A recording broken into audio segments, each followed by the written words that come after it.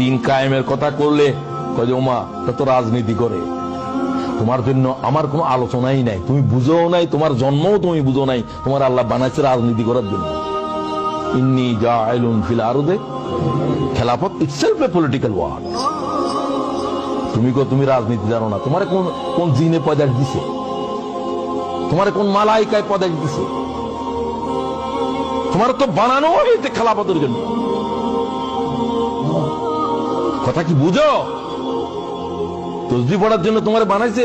ফেরেশতারা বলছিল তো আল্লাহ আমরা তো তসবিহ পড়ি, নাহনু নুসাব্বিহু বিহামদিকা ওয়া নুকাদ্দিসু লাক, ক্বালা ইন্নী আ'লামু মা লা তা'লামুন। তোদের কোনো আকল নাই।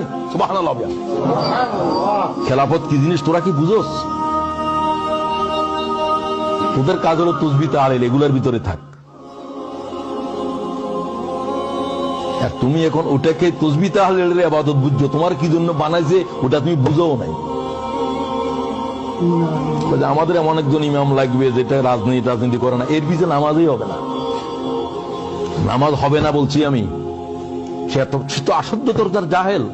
ঈসা আলাইহিস সালাম আসে শুধু বলবেন যে যুদ্ধের জন্য তৈয়ার হও, এই প্রথম লফজ। ইমাম মেহেদী জাহের হওয়ার পরে বলবেন যে যুদ্ধের জন্য তৈয়ার হও, জিহাদের বায়াত করো। নামাজের বায়াত চলবে না, রোজার বায়াত